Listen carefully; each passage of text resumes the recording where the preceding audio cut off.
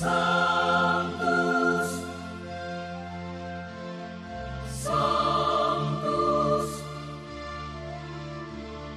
Sanctus Dominus Deus Sabaoth.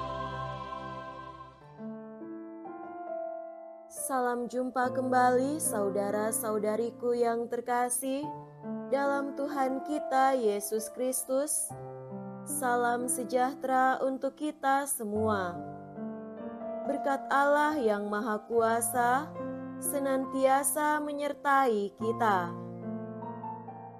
Hari Kamis tanggal 17 Oktober tahun 2024 adalah peringatan wajib Santo Ignatius dari Antioquia, uskup dan martir. Ignatius adalah murid Santo Yohanes Rasul dan penulis Injil. Ia diangkat menjadi uskup Antioquia karena ia pandai, saleh dan bijaksana. Pada masa pemerintahan Kaisar Trajus, Ignatius bersama dengan umat Kristen lainnya dikejar-kejar dan dianiaya. Biasanya kepada mereka ditawarkan hanya dua kemungkinan, murtad atau mati.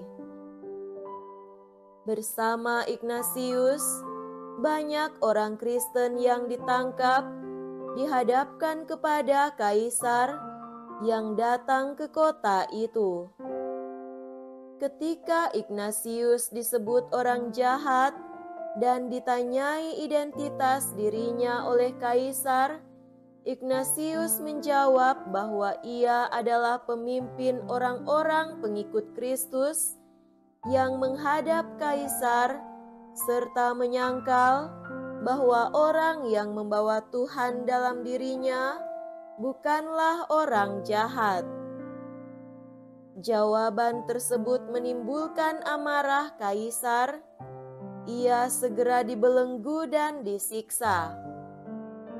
Ignatius pun menanggung semua penderitaan itu dengan tabah sambil bersyukur kepada Tuhan karena boleh mengambil bagian dalam penderitaan Kristus. Dari Antioquia, Ignatius dibawa ke Roma untuk dicampakkan ke dalam kandang singa-singa lapar.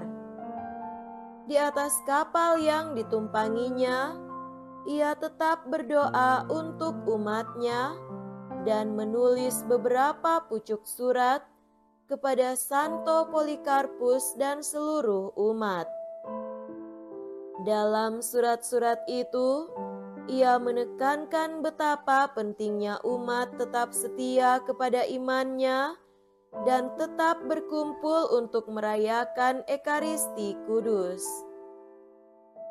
Ignatius juga meminta agar seluruh umat mendoakan dia supaya layak menjadi martir Kristus yang suci.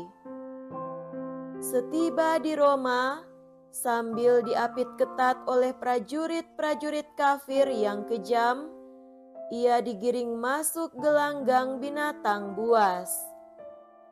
Di sana tubuhnya yang suci diterkam dan dicabik-cabik singa-singa lapar. Darahnya yang suci membasahi tanah gelanggang itu yang telah menampung ribuan liter darah para martir yang mati demi kesetiaannya kepada Kristus. Ignatius menerima mahkota kemuliaannya pada tahun 107.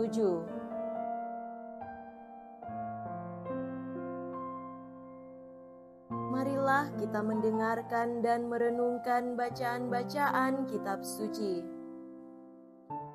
Dalam nama Bapa dan Putra dan Roh Kudus. Amin.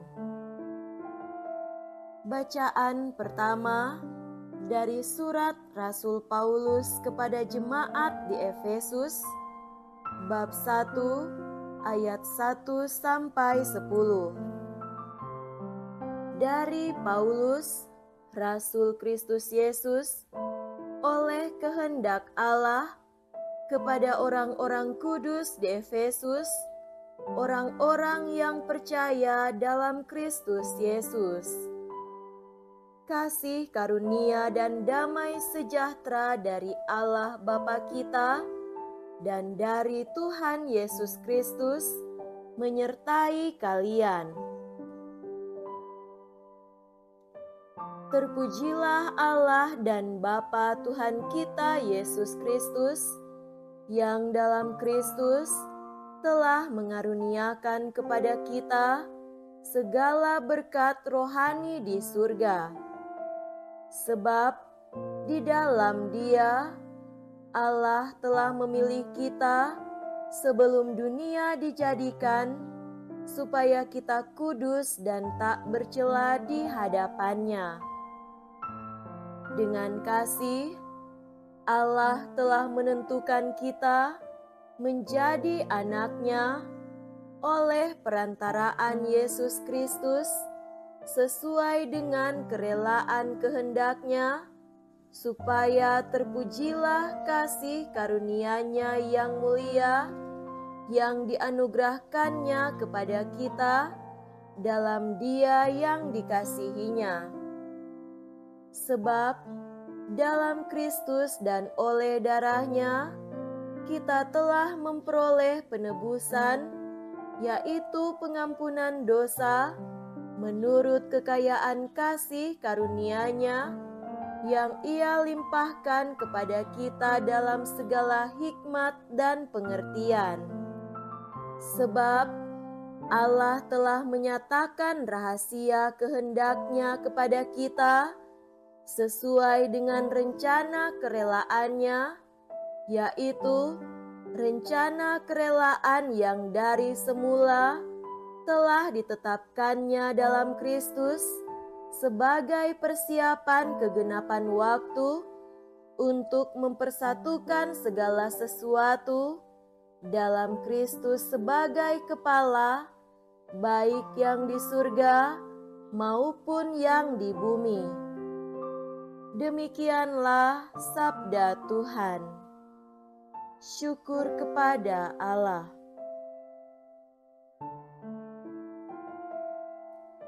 Semoga Tuhan beserta kita sekarang dan selama-lamanya. Inilah Injil suci menurut Santo Yohanes. Dimuliakanlah Tuhan. Injil Yohanes bab 12 ayat 24 sampai 26. Sekali peristiwa, Yesus berkata kepada murid-murid-Nya, "Sesungguhnya, jikalau biji gandum tidak jatuh ke dalam tanah dan mati, ia tetap satu biji saja. Tetapi jika mati, ia akan menghasilkan banyak buah. Barang siapa mencintai nyawanya, ia akan kehilangan nyawanya. Tetapi barang siapa tidak mencintai nyawanya di dunia ini, ia akan memeliharanya untuk hidup yang kekal. Barang siapa melayani Aku, ia harus mengikut Aku, dan di mana Aku berada, di situ pun pelayanku akan berada. Barang siapa melayani Aku, ia akan dihormati Bapa." Demikianlah sabda Tuhan. Terpujilah Kristus.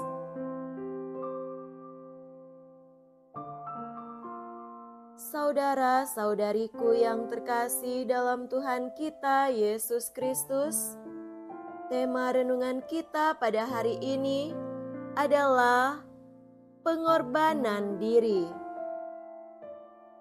Sabda Yesus dalam bacaan Injil yang baru saja kita dengar sesungguhnya mengandung makna yang dalam. Yesus bersabda, "Barang siapa mencintai nyawanya, ia akan kehilangan nyawanya. Tetapi barang siapa tidak mencintai nyawanya, ia akan memeliharanya untuk hidup yang kekal." Sungguh, sabda ini sangat berbeda dan bahkan bertentangan dengan pemikiran dunia. Itu melampaui konsep dan pertimbangan dunia. Sangat jarang orang di dunia tidak mencintai nyawanya, kecuali mereka yang sedang menderita suatu penyakit tertentu. Kebanyakan orang di dunia mencintai nyawanya. Hal ini justru bertentangan dengan sabda Yesus. Barang siapa mencintai nyawanya, ia akan kehilangan nyawanya. Jika kita merenungkan bagian ini, kita akan dapat melihat kebenaran di dalamnya. Barang siapa hanya hidup untuk tubuhnya, untuk dirinya sendiri, dan lupa akan keluarga, gereja, sesama, dan masyarakat, maka nyawanya menjadi tuannya. Barang siapa hanya hidup untuk memenuhi segala sesuatu yang dibutuhkan untuk memuaskan hidupnya, tanpa peduli akan sesama, maka nyawanya menjadi tuan yang harus dilayani. Dengan begitu, nilai hidup akan hilang, bahkan akan kehilangan aspek spiritual dan sosialnya. Atas dasar itu, kita dapat dengan mudah memahami apa yang disabdakan Yesus. Jikalau biji gandum tidak jatuh ke dalam tanah dan mati, ia tetap satu biji saja. Jelas, biji gandum itu tidak akan menghasilkan generasi gandum berikutnya, karena ia hidup untuk dirinya sendiri.